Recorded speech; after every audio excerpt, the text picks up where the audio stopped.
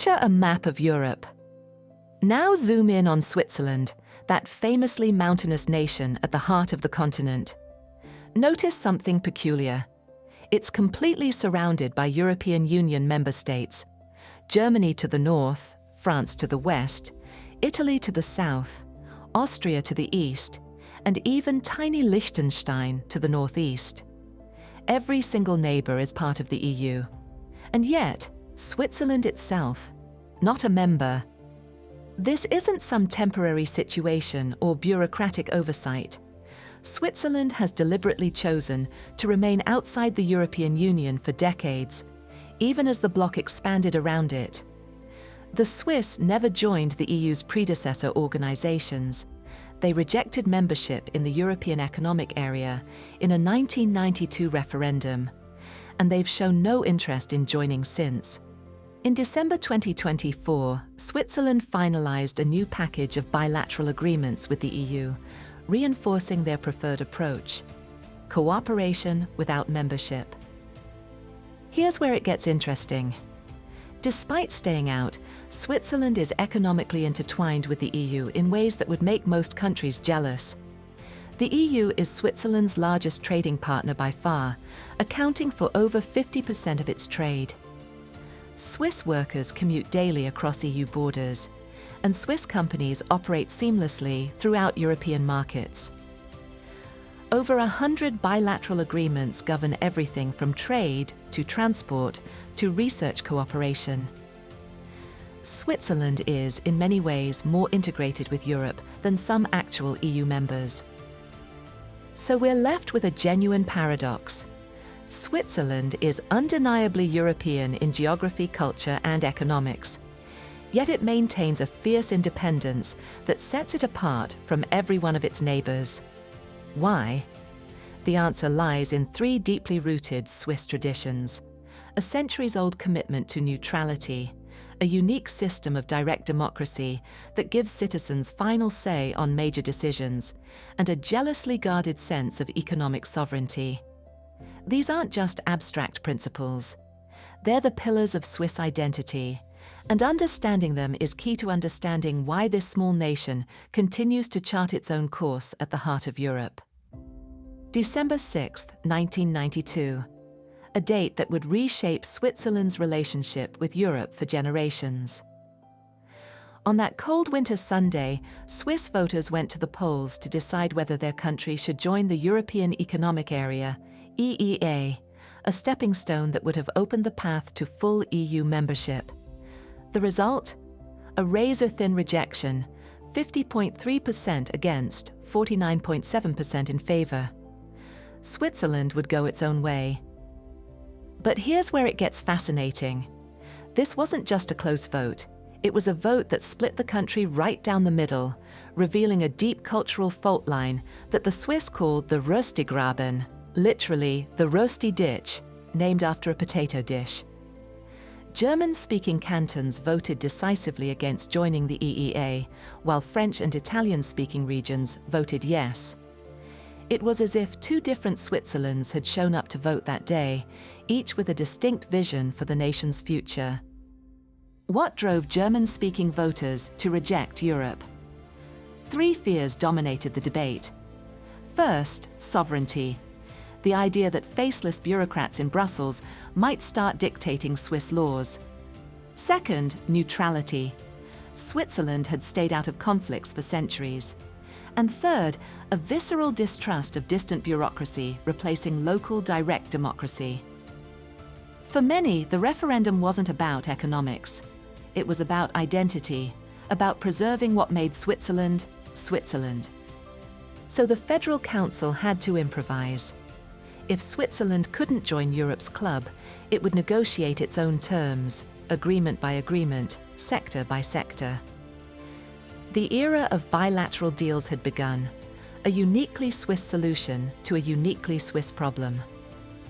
If you ask a Swiss citizen what makes their country special, neutrality will likely be among the first answers. And not without reason. Since the Congress of Vienna in 1815, Switzerland has maintained official neutrality, a stance that's not just a diplomatic convenience, but a core pillar of national identity.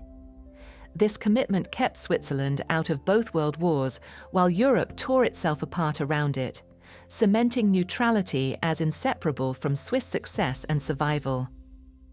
But here's the problem: joining the EU would fundamentally compromise this centuries-old principle.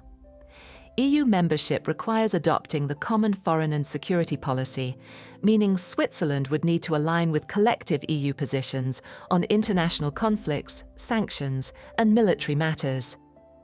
For a nation that's built its reputation on staying out of other countries' disputes, that's not just a policy shift, it's an identity crisis.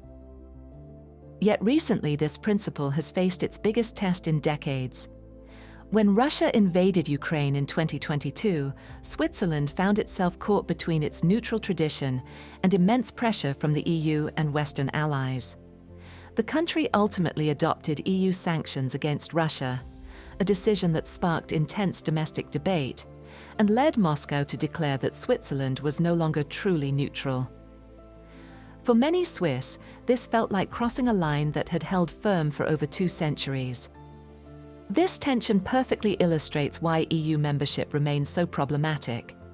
How can Switzerland maintain its cherished neutrality while committing to a bloc that increasingly acts with one voice on the global stage? For most Swiss, the answer is simple: it can't. If there's one thing the Swiss take more seriously than punctual trains, it's letting their citizens decide how the country runs. Switzerland holds more referendums than any other nation on Earth, typically 4 voting days per year with multiple issues on each ballot. Citizens vote on everything from tax rates to infrastructure projects to foreign policy. This isn't just token participation, it's the beating heart of the Swiss political system, a true embodiment of popular sovereignty. Here's where it gets interesting. Any Swiss citizen who can gather 100,000 signatures can force a nationwide vote on a constitutional change. Gather 50,000 signatures, and you can challenge any law Parliament just passed. This means the people have the final say, always. Laws don't stick unless the voters approve them, either directly or by choosing not to challenge them. This level of citizen engagement is unparalleled globally. Now imagine trying to fit that system into the European Union.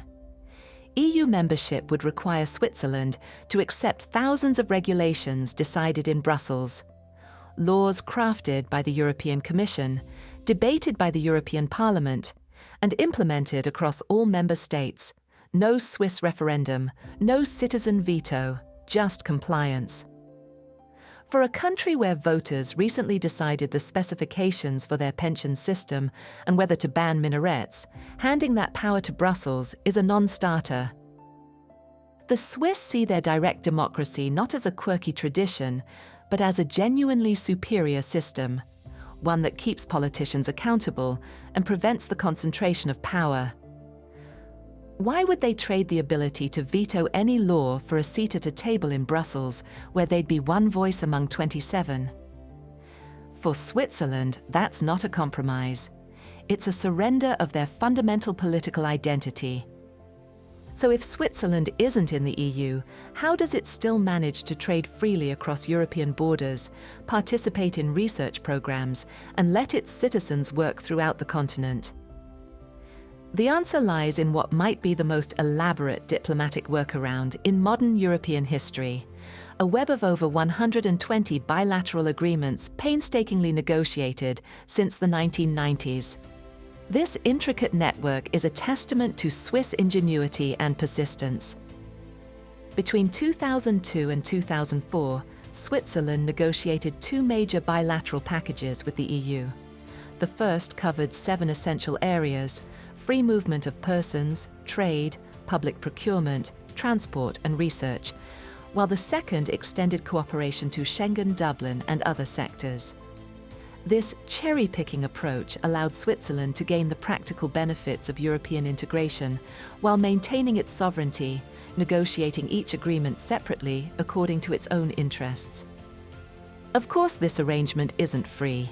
Switzerland contributes significantly to EU cohesion funds, helping newer member states develop their economies.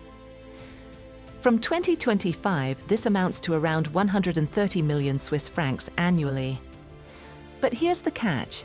Switzerland pays into the system without getting a vote on EU decisions that affect these agreements. It's a bit like paying membership dues, but not being allowed to attend the meetings or influence the agenda. Unsurprisingly, this cherry-picking approach frustrates Brussels, which prefers a more unified framework. EU officials have long pushed for a comprehensive framework agreement to replace the patchwork of bilateral deals. Yet for Switzerland, this arrangement works remarkably well, delivering market access and cooperation while preserving the sovereignty and independence that Swiss voters clearly value. It's complicated, it's inefficient, but it's distinctly Swiss. Independence, as it turns out, comes with a bill. And Switzerland has been paying it year after year, negotiation after negotiation. This isn't a free ride. It's a carefully managed trade-off. Consider the research sector. Switzerland's universities are world-class, its scientists among Europe's best. But unlike EU member states, the Swiss can't simply participate in Horizon Europe, the bloc's massive research funding program. They must negotiate access separately, and that access can vanish overnight when political winds shift. After the 2021 collapse of a proposed framework agreement, Switzerland was excluded from Horizon Europe for years.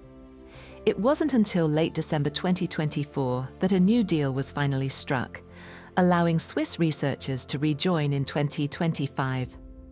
That's years of uncertainty, lost opportunities, and scientists wondering whether their next project will qualify for funding.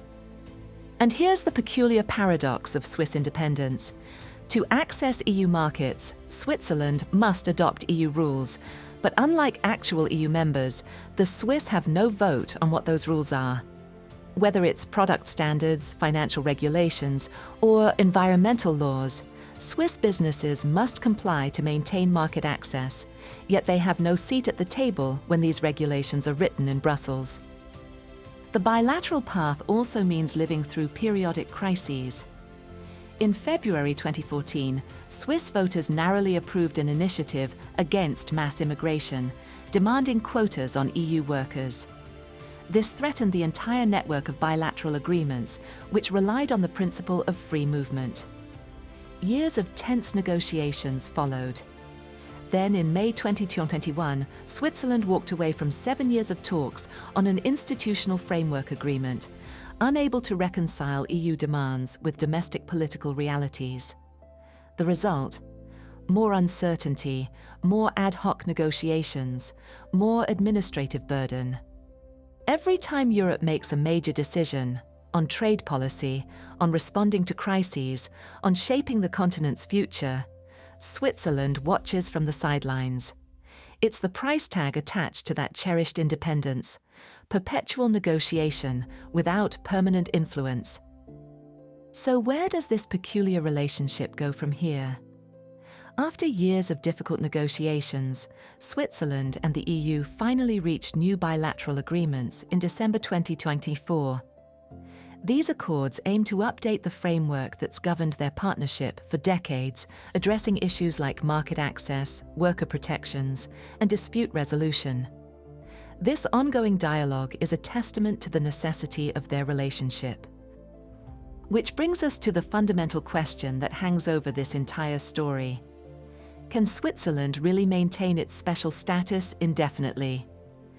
As the European Union continues to integrate, creating common policies, harmonizing regulations, expanding its reach, the space for a country to be economically inside but politically outside keeps shrinking. Eventually, Switzerland may face a starker choice than it's confronted so far. Full membership with all the commitments that entails, or genuine isolation from its largest trading partner. For now, the Swiss are trying to have it both ways. Whether that remains possible in an increasingly integrated Europe is the question that will define the next chapter of this unique relationship.